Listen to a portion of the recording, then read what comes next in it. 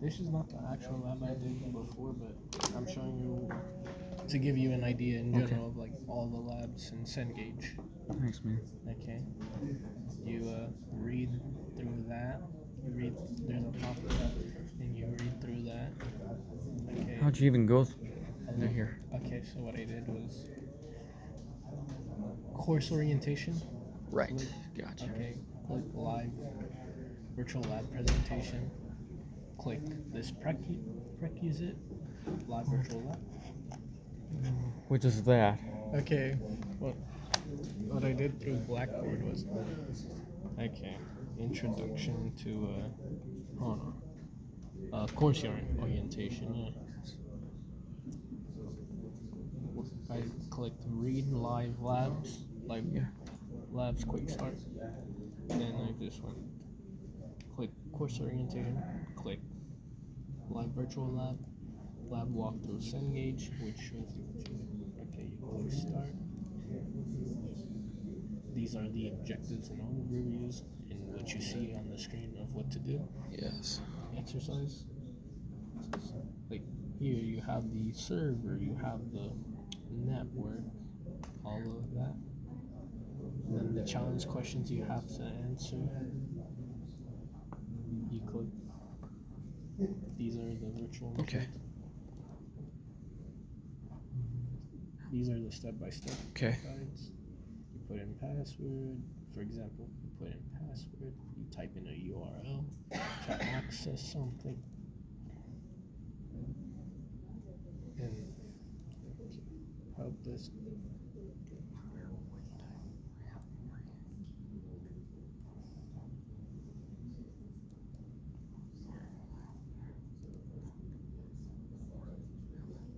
Is anyone coming to the class for the first time?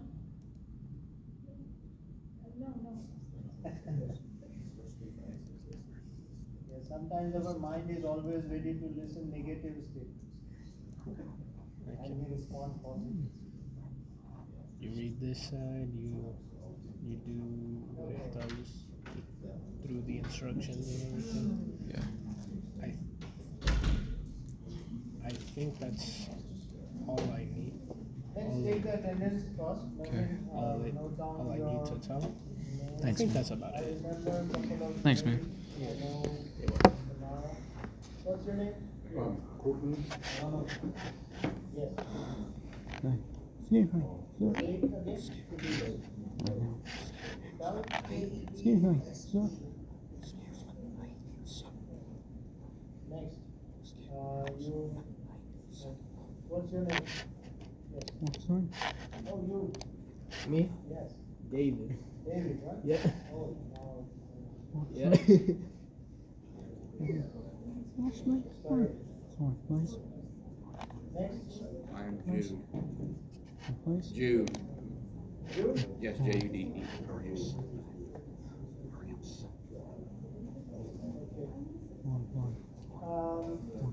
Right at the far right, just behind you.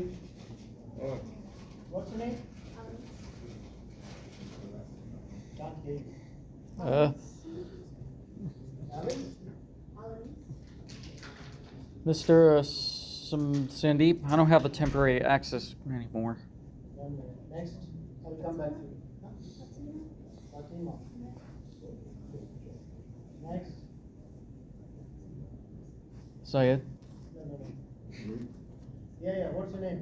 Me? Oh, Courtney. Courtney. Parker. Next. Yeah, David. Next. Your name? Yeah. No, Excuse me, next. sir. Yes. You're so oh, sorry. Wow. Sorry, please. Nigel, huh?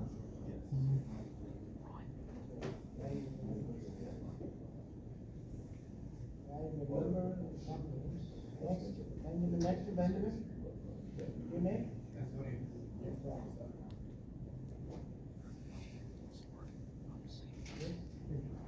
Kendrick? Behind the Kendrick. It's hard?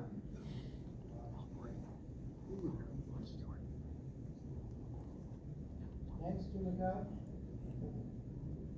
Who's sitting next? Hey, Benjamin, behind you.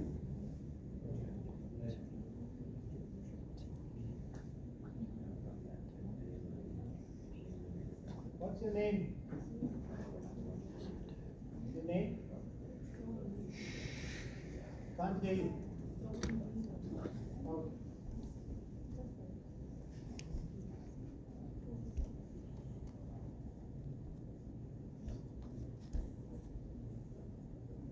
Next. Rhythm. Next to rhythm. Eddie, who's sitting with you? Abel. Huh? Abdul. Abel. Abel. Abel said. Okay. Eddie. Next to Eddie. Yes. Kevin. Kevin. Next to Kevin, Aslan. And Sam and Joe. Joe, by the way, thank you for your help here on the podium and doing the lab.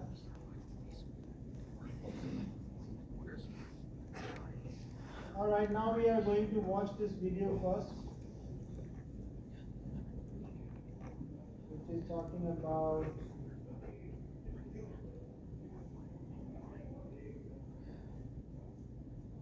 how to install Wireshark.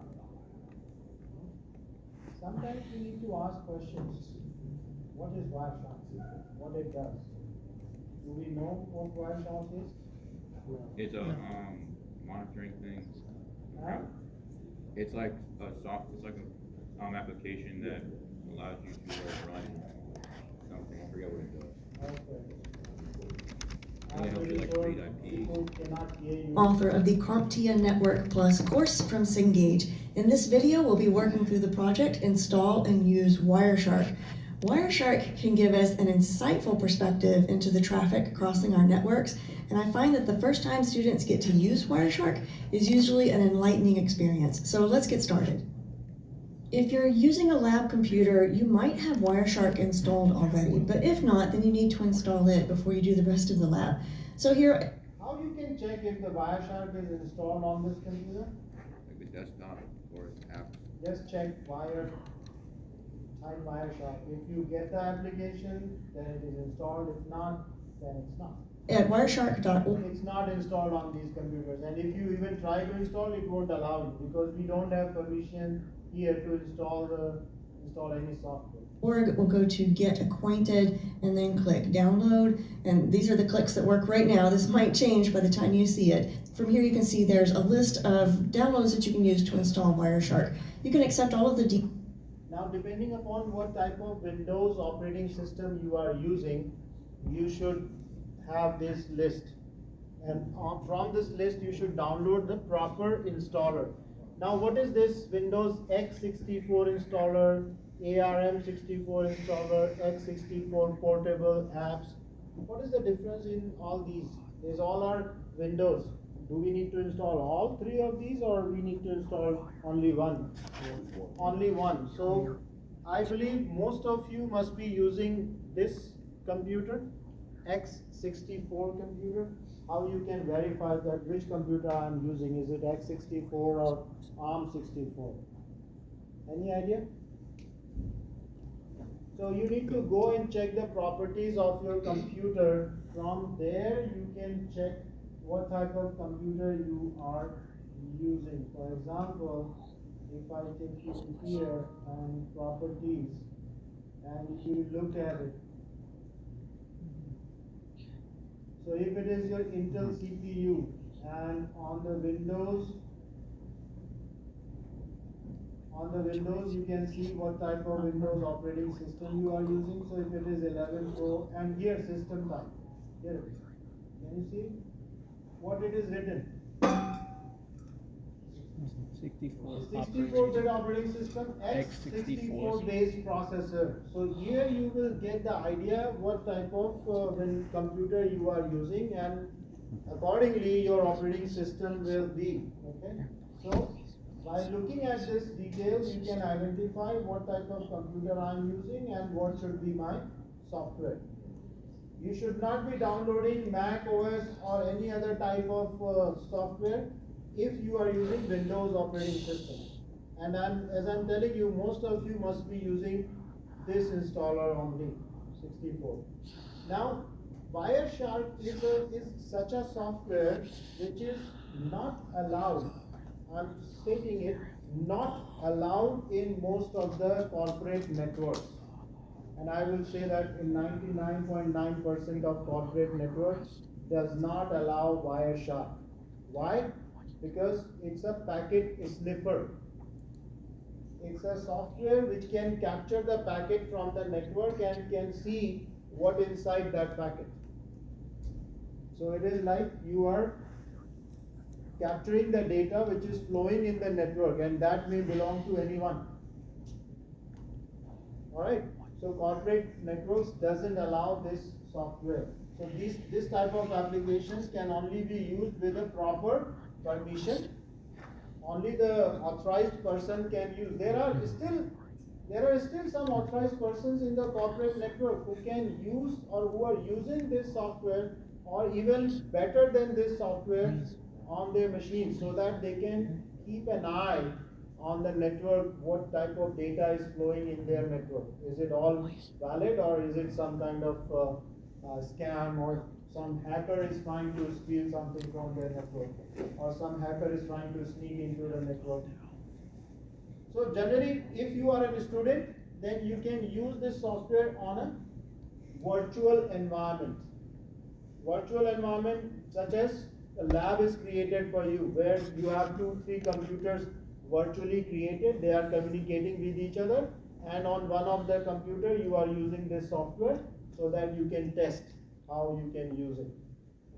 Alright, so Defaults as you're installing Wireshark, and remember that this software is free, so you should not have to pay anything in order to use it. Once you have it installed, it should give you a list of your network interfaces.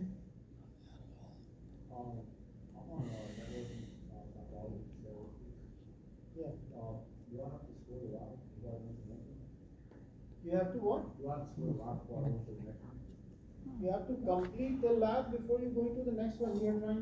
Are you still doing the lab? Please stop doing it so that you can focus it here. Do it later. Okay? If you have to complete all the labs step by step. And start monitoring the traffic automatically. Now, in my case, this Wi-Fi connection here is my primary connection to my network, so that is the interface that will be monitoring and capturing traffic for this project. So I've selected my Wi-Fi. Yes. Yeah, you can't save it. You have to restart it later. Is there any option to save it? No, there's not. Yeah, you have to do all those steps again.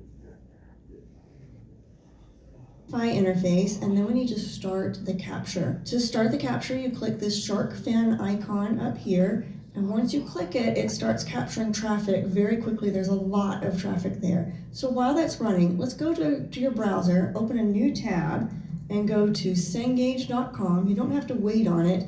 Next, go to a command prompt, and let's ping the Google DNS at 8.8.8.8. Let that run for just a second, then let's go back to Wireshark, and we can stop the capture. Now, just in that matter of seconds, we have captured a lot of traffic. You can scroll through this and see that there's a lot of information that's here that was transmitted in just a very short period of time. Now, in my case, I am remoted into my lab computer, so we're going to see a lot of RDP traffic. You can see that RDP protocol listed there, but there's a lot of other stuff that's here as well. So we see some TLS, TCP, UDP, just scrolling through, and you can scroll through yours and see that it has just as much variety of traffic, if not more. Now, looking at the information that we have available here, there's the number for the packet, we've got the time, we have source IP addresses, whether that's IPv4. So when you are using Wireshark that you will use on the virtual lab as well, you can see a lot of information here, like the packet number. What is the packet number it has captured?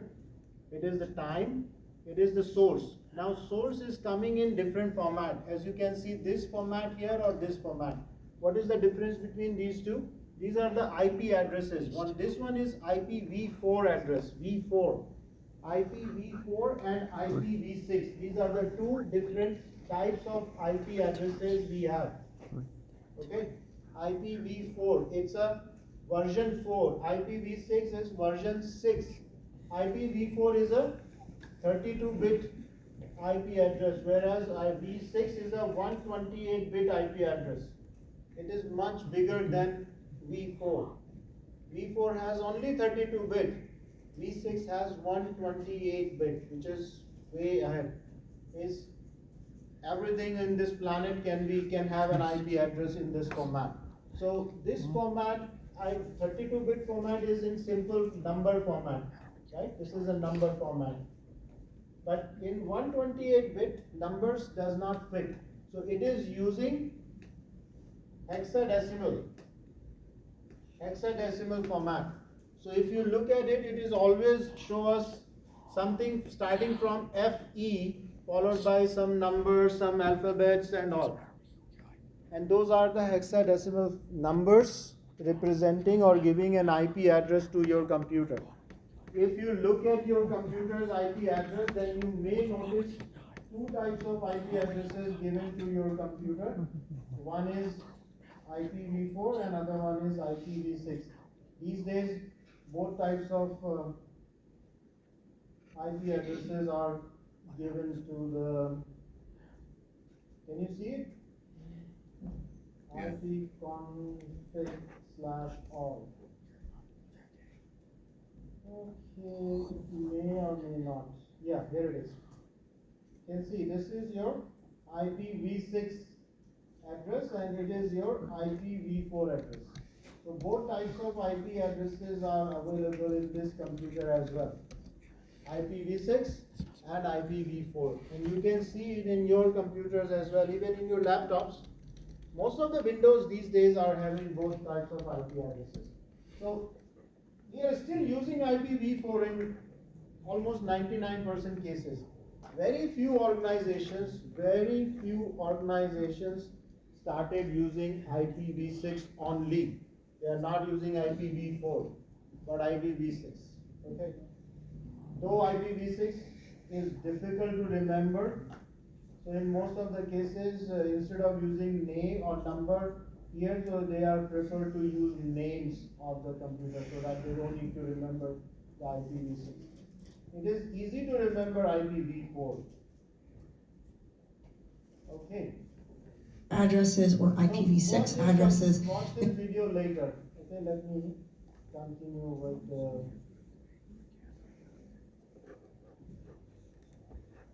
Let's see.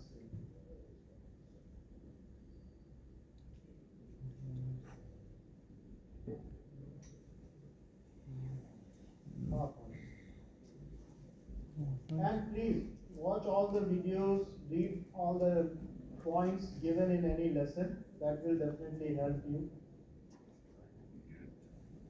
in getting more knowledge. Alright, so chapter 2 is about the infrastructure and documentation.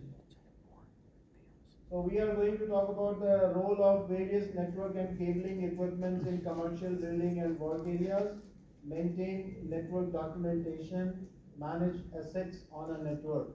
And you know, in large scale networks, even in this college, it is not easy for anyone to maintain or remember all the numbers, all the names. So these days we are using some special softwares and we are calling it infrastructure management applications. These are the groups. It's not a name of any software. It's a type of software we are using. These are special softwares which can help you in monitoring the assets. What assets you have, like what computers I have, what is the name of that computer, what is the type of that computer, and these type of applications can monitor or can collect the data online. You don't need to go to every computer to get the information, but if the computer is in the network, this type of application can automatically collect the data about the computer. What type of computer is this? What operating system is running on that computer? What is the name? and so much of other information which you don't even remember or can value right now. Okay, so it can manage assets on a network. So what are the components of a structured cabling? By the way, what is structured cabling? Structured cabling. What is the meaning of a structured cabling? It is arranged in a proper manner. Can you see any network cable lying or hanging in this room? No. No. There is no cable lying or hanging in this room. Everything is properly arranged. And if you look at the both corners of every cable row, there is a pipe going underground. On that side of the table and this corner of the table, every row has pipes going underground on both the corners. And the pipe and the cables are coming out of that pipe and going to every computer. At the back of the computer, you can see a blue color cable. You can see some power cable, but you do not see a lot of cables hanging behind the computer. That is your structured cabling.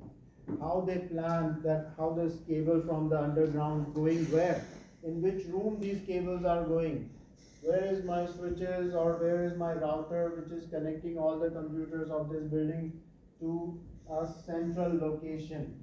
So that all is properly designed and implemented. So structured cabling standards are required whenever you are planning to lay down the network on any building. Okay. So there are applications and there are one of the application you have just used in the lab where you draw some designs or some topology for different networks. So this is your DMARC where application is used to create a kind of a network. EF, which is entrance facility, the location where the incoming network connects with the school or the corporate network. What is DMARC or demarcation point? The device that marks where the telecommunication service provider's network ends and the organization networks begin. So definitely this type of locations are not in this building. It might be somewhere in the building A where the IT department is taking care of all those equipments. Because these equipments are not multiple places in the same network. For example, this college has one particular network which is connecting all the computers of this college to the internet. And it is coming from one particular point only. And that can be seen from this information. If you look at this information, then certain things such as default gateway, such as DNS server, DNS servers and default gateway are the 2 points where you can see how I am getting my internet. Can you see the DX? This is something called DHCP server, DNS server. These all are the servers which are designed especially to support network services in a network. What the DHCP does? DHCP. DHCP stands for anyone? Domain. Dynamic Host Control protocol. Control Protocol. Dynamic what? Dynamic host control Host protocol. control protocol. Dynamic Host Control Protocol, or this is a server which allocates IP addresses to Most all are the post. connected computer in the network. So it is IP address allocation Host. server. Host Allocates- control protocols. Yeah. What does it do? Sorry. It allocates IP addresses to all the connected computers in the network. Okay.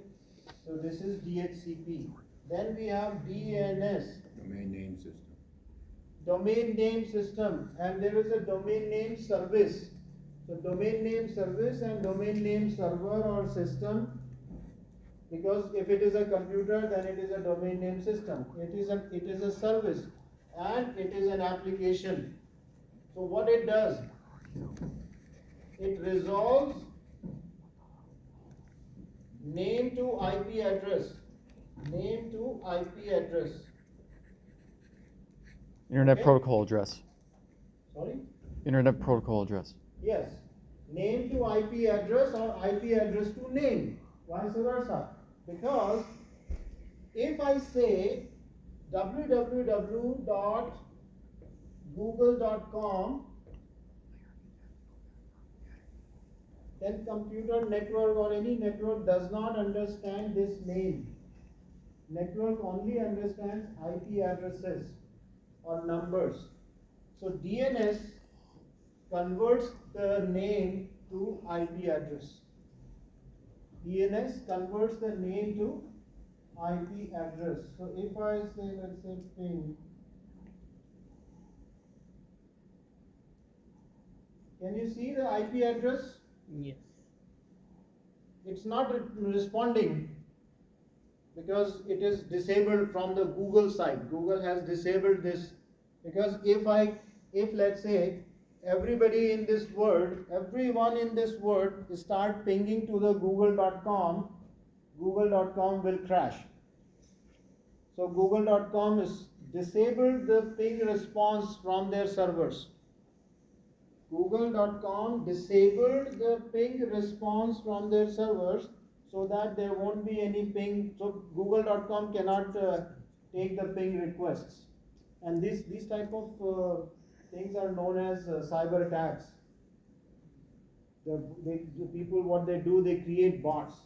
They create bots, millions of bots they can create, and every bot is doing ping Google.com. So if they do that, that will crash the Google servers. So, but if you notice, the moment I say google.com, it gives me an IP address. So this IP address, who returned or who has this information that google.com is equal to this IP address? It's DNS. So DNS has a database which has the names of all these computers and IP addresses. It also has the name of popular websites and their IP addresses. Every time a student in this network, any student or any staff in this network put a URL in the browser, DNS is going to check what is the IP address of this URL. And it's not just one DNS which is doing that. There may be hundreds of thousands of DNSs across the world doing this job. Okay, let's say there is a DNS in the college. And this DNS, a student asked for a website. So this is the DNS in the college. And there is a student sitting here on this computer. The student asked for a particular website. It goes to this DNS. This DNS does not know what is the IP address of this website. So it will go to another DNS of ISP. Who's ISP? What is ISP? Internet service provider. Internet service provider. Because my college is connected to at least one ISP. Let's say it is connected to AT&T. So it goes to AT&T DNS. In 99% cases, AT&T DNS will have the information about all the websites we have in this world.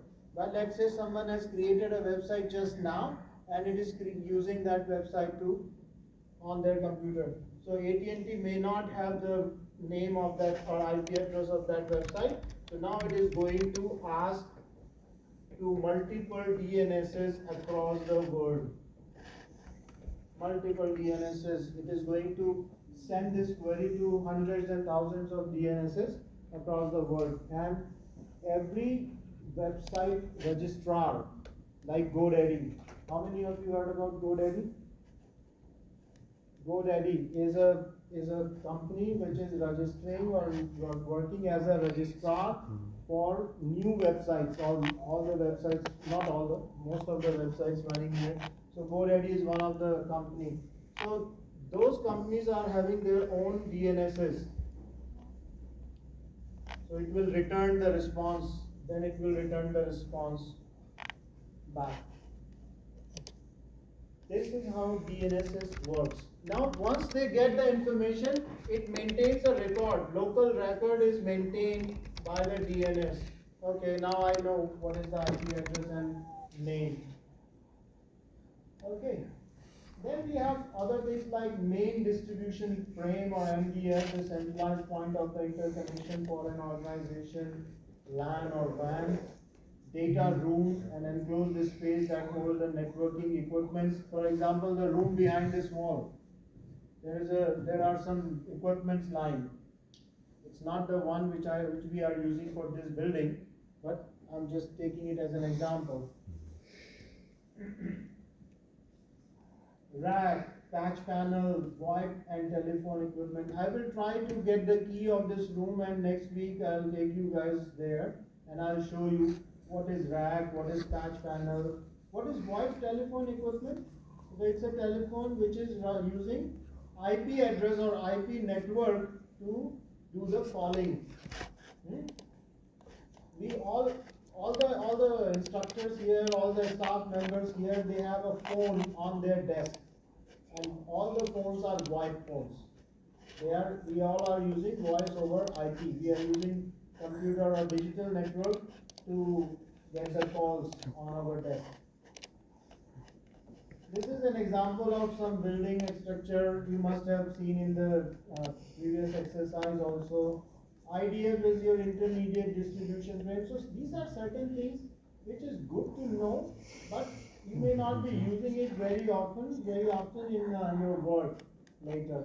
Work area, wall jacks like the wall outlets you have to connect your network equipment. Now we don't have any wall jacks in these rooms, but earlier we used to have network connections also in every room.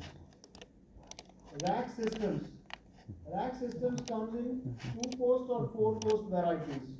2-post variety means only 2 poles are there, and in these poles you have to fix your switches and your routers. In case of 4 poles, it's like you have 2 poles in the front and 2 poles at the back. So now you are fitting your switches and routers on 4 poles together. Rack may be wall or ceiling mounted, freestanding on the floor or bolted on the floor. There can be rack like a cupboard. If you have gone to the next room, you may have seen those cupboards. So racks can be like a cupboard. Racks can be bolted on the floor, like the next room we have all the poles are bolted on the floor so that they are standing firm and you can fix your components on those racks. Okay. Consider there are chances that you should manage your devices based on the height and width. So the space between the 2 poles of the rack should be the size of your equipment. Now, if I have the 2 poles here, these are bolted in the floor, I need to fit a switch, but the switch size is this. How can I fit the switch in this? How can I fill the gap?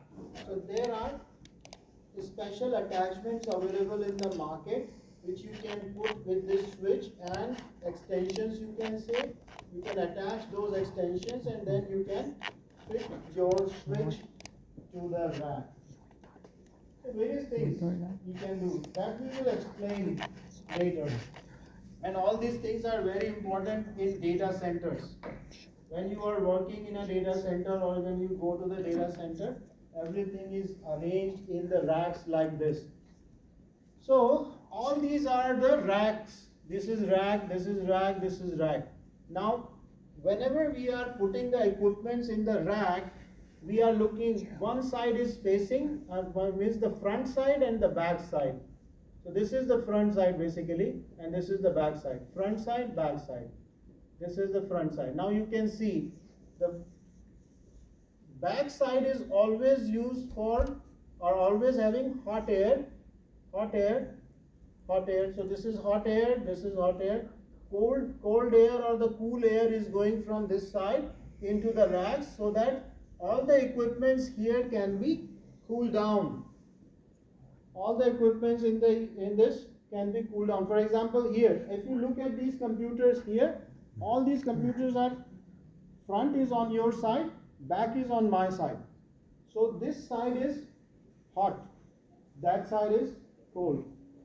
If you look at from there, So they are throwing all the hot airs in outside or behind them and sucking all the cold air inside so that the devices can be kept cold all the time, or you can cool them, because every time a computer hardware is running, it is generating some amount of heat. So it needs to be cooled down. If you are not cooling it, then what will be the impact? It will overheat the components. It will overheat the component, but what will be the impact on the device if it overheats? It'll burn. It will burn. What else? Melt. Overheating is also related to the performance of your devices. Your performance of the device will go down, will be degraded if it is overheated. So there is always a specification of every computer hardware, every IT hardware, what should be the temperature we need to maintain for the performance, for the optimum performance of that device. So you have to keep that temperature maintained. And it's not only about the network equipments, it's all about the servers as well and many other hardware. So any hardware you use in IT industry these days, it's generating some amount of heat. And you have to remove that heat. So every time in the data centers, the devices are arranged in this manner. So their front is facing each other, their back is facing each other. So this is called cold aisle. This is called cold aisle. This is called hot aisle. This is cold aisle. This is hot aisle. So this hot aisle is having hot airs. This is cold aisle having cold air. So sometimes cold air coming from the bottom, and then hot air is being sucked by the exhausts installed on the top. For example, these, right? So they are sucking the hot air out and throwing the cold air in. So here we are having cold blowers and hot exhausts. Hot exhaust, cold blowers. So that you can maintain the temperature within the data centers in those aisles. Okay, so this is your arrangement of installation of switches. So your devices, it's not only about the switches or routers, it's all about any kind of device you are installing. Front is always in the cold side and back is always towards the hot side. Cabling, patch cables, horizontal cabling, backbone cabling. So what is patch cable? A relatively short length of cabling with connectors at both ends. So what happens here, this is your computer, this is your rack where a switch is installed. This computer is supposed to connect to this switch. So it does not go directly to the switch. This is not the case. How it works? Here we install something called patch panel. So from the computer, your cable goes to the patch panel, and from the patch panel it goes to the switch. This is how the connections are made in the corporate. Horizontal cablings connects the workstation to the closest data room and to switches housed in the room. So this is your horizontal cable which is going to the patch panel. This is your patch cable. Okay. And then you have backbone cabling. Backbone cabling is the network which is connecting all the computers to the internet. Whether it is Wi-Fi or it is any other cable which is connecting all the buildings to the internet, that is your backbone cable. So this is the diagram of the same. Then you have termination, bend radius, continuity, loosely clinched cables, cable covering conduit. So you need to just read all these from the lesson. EMI sources. EMI sources, remember I was talking about electromagnetic interference. So you should keep your cables at least 3 feet away from any such EMI source. Phantom cabling, grounding, stack in cable run, cable trace, so all these are the information. for you to read. Patch panels. So I'll show you some of the components in the room behind this wall next week.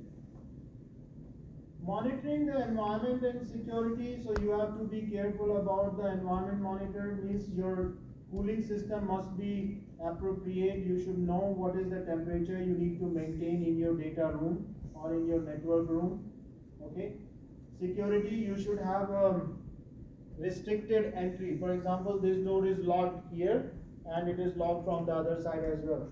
We have a very restricted entries in this room. Only an authorized person can enter to that room. Same as with any other corporate network. And in the data centers, we have multi-layer security. Multi-layer security. First, you need to pass the security at the entrance of the premises, then entrance of the building, then entrance of the room, then entrance of the cabinet. There may be multiple levels of security because you may not be authorized to enter in a certain area of the building because you are not authorized personnel for that particular technology or devices which are hosted in that room.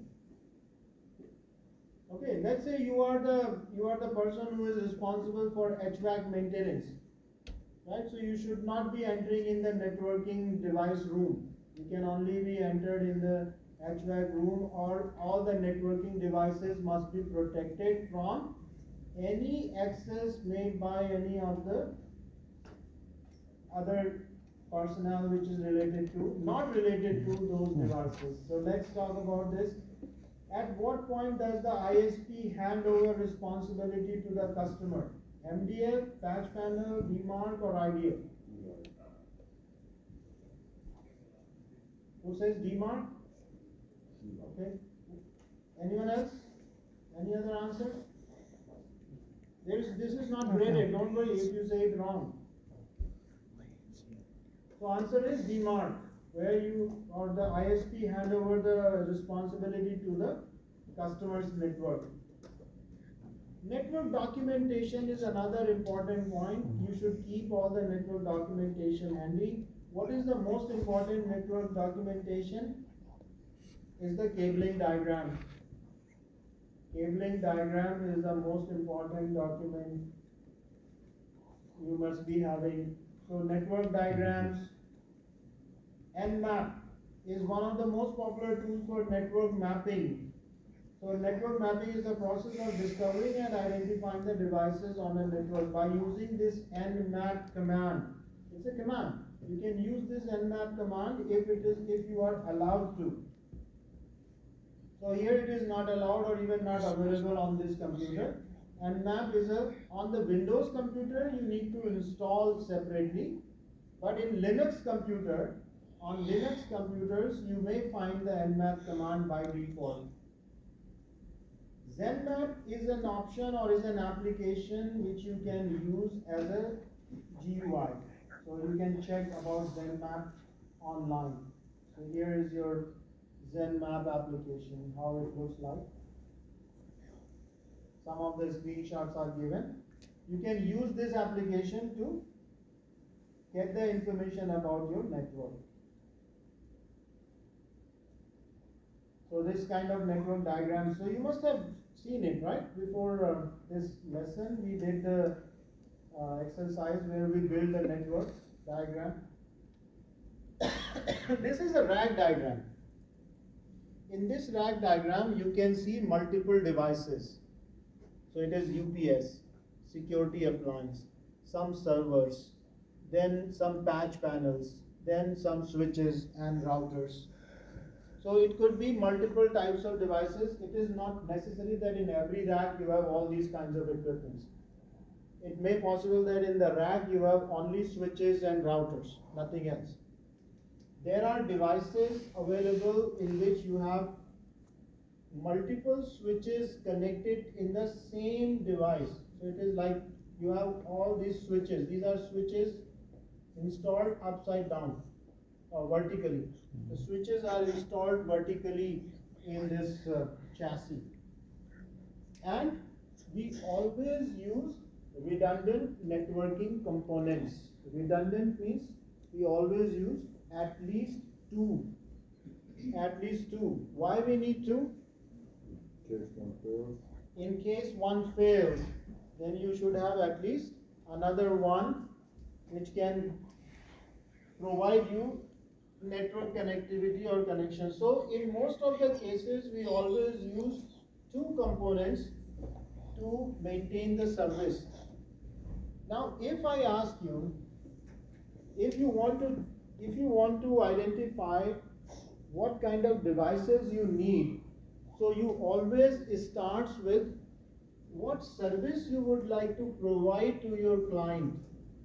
So for that service, how many servers you need, how much network you need, how many switches, how many routers you need. So you start from service to the devices, and then you build your network. Okay, I need those many devices. Now everything should be duplicate. So we'll talk about the duplicates later, or the redundancy. Then you have a standard operating procedure, or SOPs. Every organization has standards. They laid out those standards by their own, by improving their own practices, or they may be following, which is already there in the industry. Okay, for example, Amazon has their own data centers. Google has their own data centers. Their SOPs can be different from each other. They have developed their own SOPs because they are big organizations. They are not the smaller ones. So they are not copying each other's standards.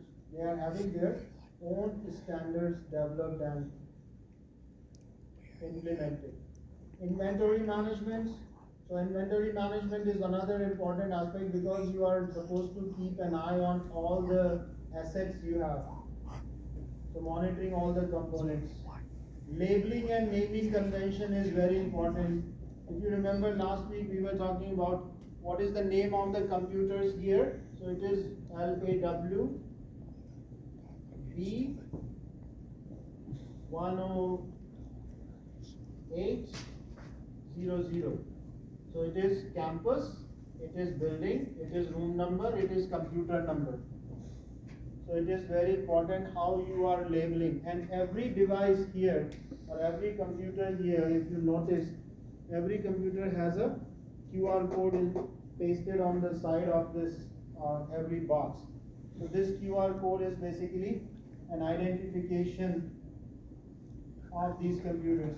And again, you can check your computer name from the properties here. So here is the name of the computer. So it is given following some kind of naming convention. Right? So if I go to the next room names will be law B10600 and 01, 02, 03 and so on. So which is very important. Naming convention. And also in some cases we use different cable colors. Different cable colors.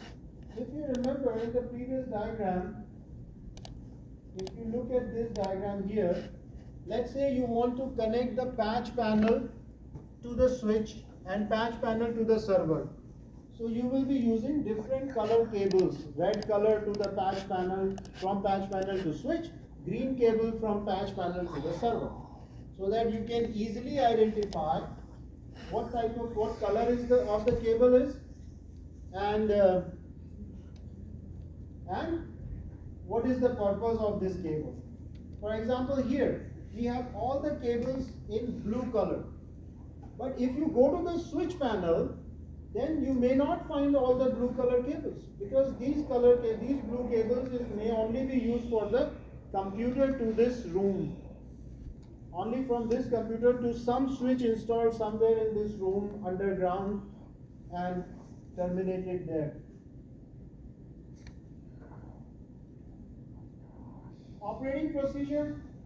So you need essential documentation such as logical and physical connection on a network, inventory management, IP address utilization, vendors, internal operating procedures, policies and standards. Now, logical and physical connection means, what is the difference between logical and physical connection? Logical, where you represents that you are connected. You are connected from, for example, every computer in this room is connected to a directory server and also connected to a DNS server. This is a directory server, this is a DNS server. So this is a kind of a logical connection. But in between you may have lot of other devices installed.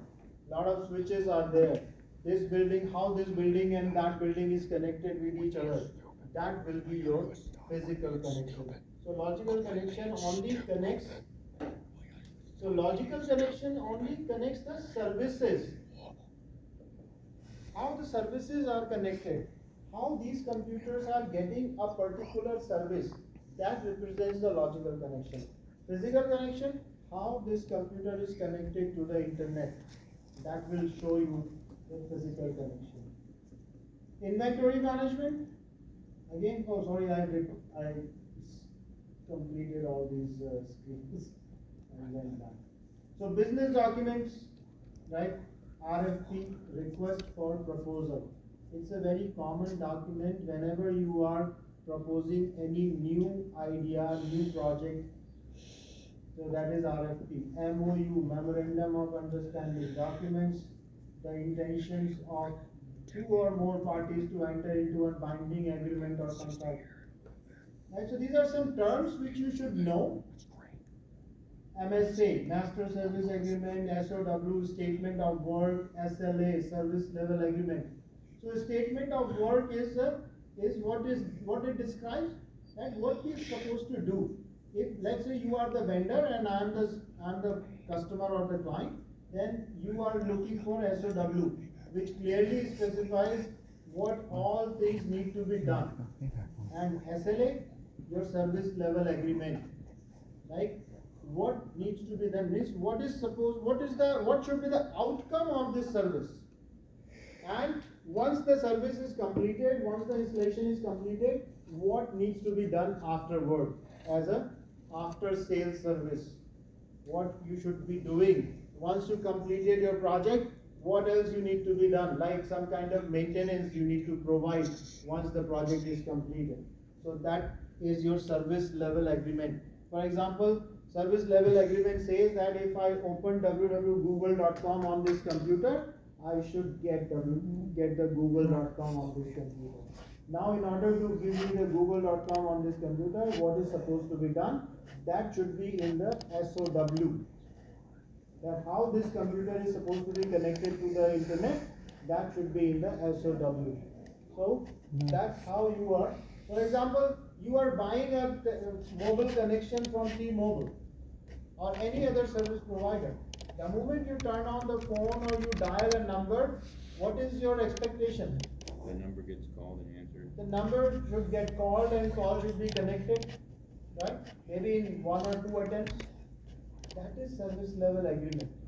The moment you open the browser and you say www.cnn.com or let's say netflix.com, then you should get your Netflix screen and you should be able to log in and you should be able to watch the movie if you are subscribed.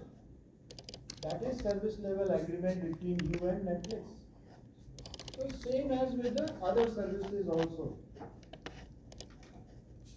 Like you have a credit card. If you use that credit card somewhere, then your transaction should go through.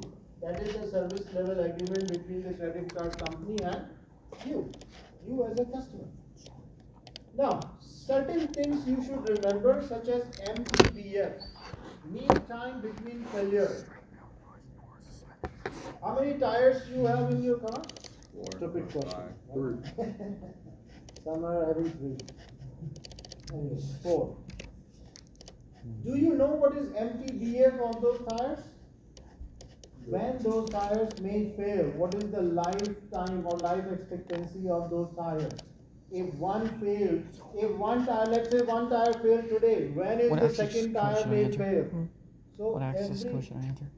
every device if you want to explore, then every electronic device has MTBF, mean time between failure. When one device fails, when the similar device may fail. Because why is it so important?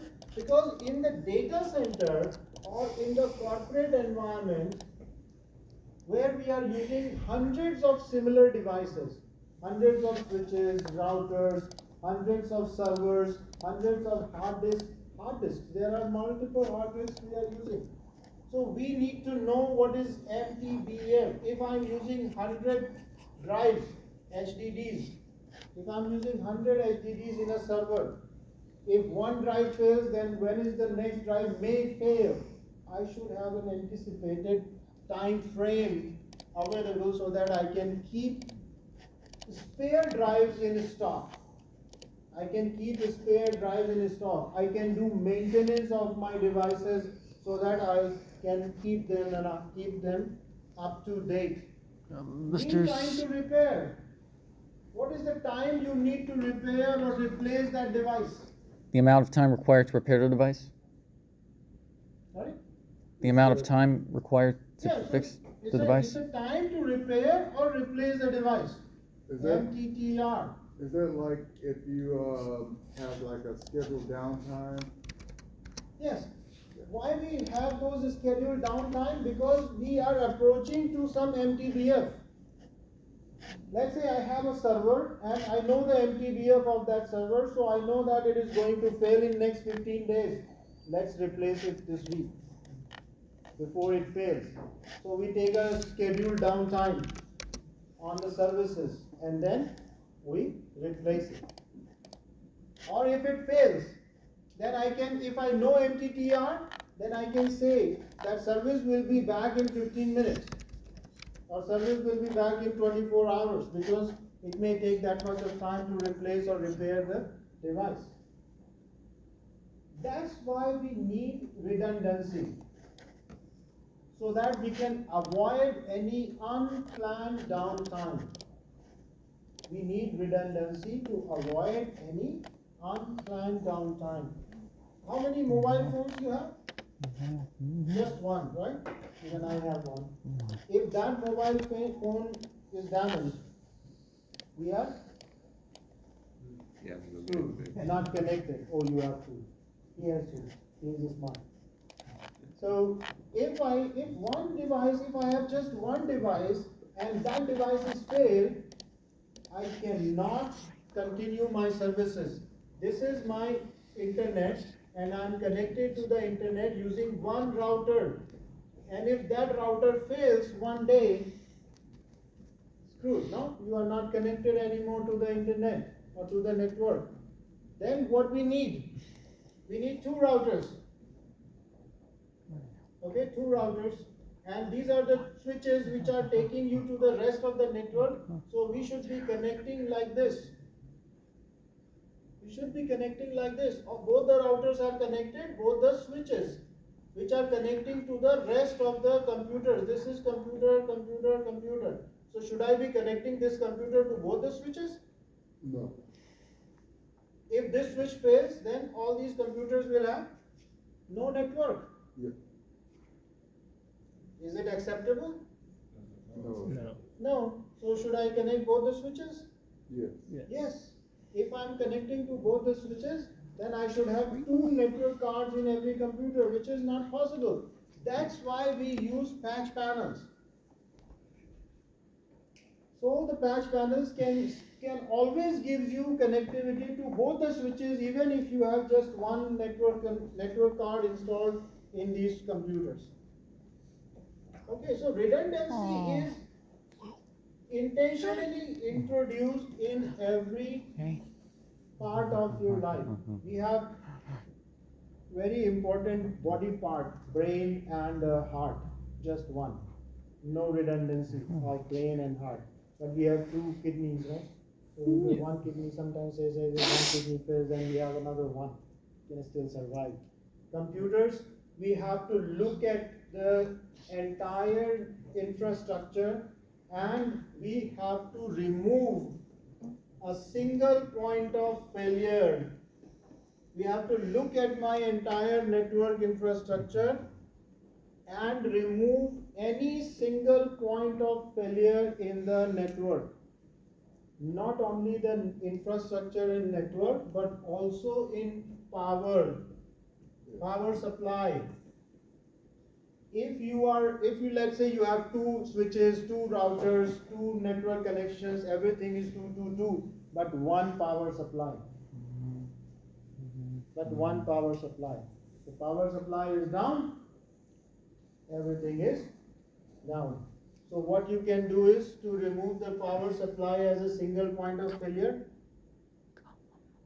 use multiple power sources, right? Let's say you have two service providers in your area. One is Georgia Power, another one is, let's say, Jackson. So you are using both the service provider companies and having power from both. One is active, another one is passive. One is active, another one is passive. If one fails, you can switch to other. Or you can have some other types of arrangements such as UPS, such as genset, right? Batteries, you can use batteries, you can use generators. If you do not have two power service providers, let's say you have only Georgia Power, no other service provider. So what you can do is, you can have UPS, you can have gensets, that's an additional power source you can keep. So it is very important to remove any kind of single point of failure in your network, whether it is IT or infrastructure or cooling or security or network, whatever it is. Why is that so? Why we want to remove SPOF? So that my services are always running. My services are always running because my SLA, service level agreement with the customer says that my services will be up and running. How do we measure it? How do we measure it? 99.99% uptime. We can say that our uptime is 99.99%. How many nines? 4 nines. 4 nines. We may have 5 nines, 6 nines, 7 nines, and so on. Companies are claiming their services uptime is 7 nines, or sometimes they are saying 11 nines. Now, can you say that why they are not saying 100%? Legal, because there can always be a scope somewhere. There can always be a scope of some downtime somewhere. So if my uptime is 99.999%, then can you find out for how many minutes or seconds my services may be down in a year? How can you calculate? Got the method. Huh? 365 days in a year, 24 hours, 60 minutes, 60 seconds. Can you calculate the seconds? And when you get the seconds, you can easily find out how many seconds your services will be down or not available. Okay, so we have to remove SPOF. Or you can say minimize the SPOF. So whenever you are looking for providing a service to your clients, whenever someone is building an infrastructure for some services, they always look for minimum SPOF. And how you can minimize your SPOF, that based on your design. The more efficient design is, the minimum SPOF will be. Okay, when you start looking, let's say you are using a lot of services. We are the consumers of lot of services. Huh? if we start looking from this point of view, that are we having any SPOF in this service or in this design, then you can start thinking about how can I remove it or how can I improve my service so that I have minimum SPOF. How can I introduce or use the redundancy? How can I use the redundancy to remove SPOF? You have more at your demand ready to just passively ready. That's why this you need to think about it and then plan accordingly. Yeah. Right? This is your fully redundant ISP connectivity. So this is your internet, that's your firewall, router, switch, and the connection goes to your rest of the network. Anticipating failure. So you should always be having failure anticipation, and you should have a spare. Now there are two types of spares, hot spare and cold spare. Hot spare is a duplicate component which is always ready to use. Means it is installed, it is powered on, it is connected. You just need to kind of do the switch from one type of equipment to other type of equipment. Cold spare means it is lying in the rack, in the cabinet. If one component fails, then I will take out from the cabinet, install it, power it on, connect all the connections, and then. Yeah. So that is hot spare. So like your spare tire in your car trunk, is it a hot spare or cold spare? I would say a hot spare. Wow. Because a hot spare, you got it on you. So you have a flat, you just pop out the truck, turn it at your will. Hot spare means you have another wheel in the same axle. Yeah. That's hot. For example, in the trucks, you have two wheels in the back or four wheels at the back, two on each side. So if one fails, then you have another one so that you can stop your truck and replace it. That's your hot spare. Yeah. In your vehicle, in our cars, we do not have any hot spare tire because it's not installed in the same place where the tire which is failed is installed. Yeah. It's lying in the trunk. So if it is hot spare, then you just need to maybe press a button and it is ready to use. Cold spare, where you need to do some efforts to make it ready to use. Yeah, shut it down, save it. Correct. So, hot spare and cold spare. Then you have system life cycle or SLC. So these are all terms, right? Okay, so you need to read these terms or these lessons or these pages from the lesson number 2. And it's all like reading. Change management. Change management is basically a very long procedure. If you want to change anything, sometimes we think that, oh, if I want to replace this keyboard, which is bad, I just need to unplug it, get the new one and plug it. How do I access into the Cengage website? Cengage website? Yeah. This? Yeah. Once you have the subscription. He needs access code. Yeah, so once you have the access code, you can get them. I can use some help to get it. I can't get it on my own. So you need to buy it, right? Okay, so learn more about the change management. So it is not that easy to change anything. You have to follow a procedure, a long procedure to replace any component in the IT industry or in the corporate. Yes. So it is a long procedure of change management. Alright, knowledge activity. So when an internet connection goes down, what business document defines the customer's option for paying a reduced rate?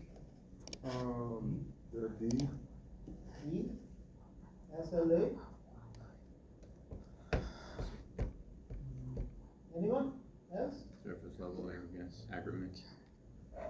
So it is SLA because that is one thing which defines what you will get out of this service and what is promised in you. Alright, so this is all about this lesson. Let's see what we have doable in this. So we have assignment for week 2. So you are supposed to do software defined networking concept. Then install and use Wireshark. It is a simulation. And that means it is a guided lab. Then you have a quiz, infrastructure and documentation quiz. Then there is a scenario-based quiz on the infrastructure and documentation, and install and use Nmap and Zenmap, which is an optional lab, but my suggestion is do not skip any optional lab. Your learning will be incomplete for the remaining chapters.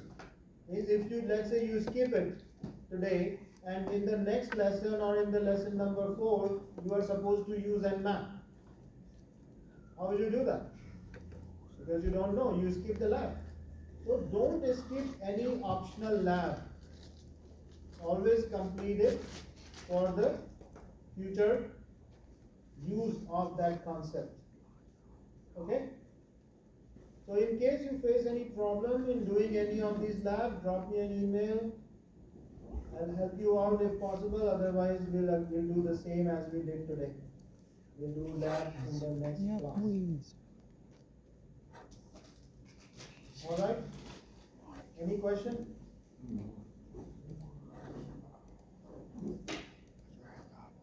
That's all for today. We'll meet again next week.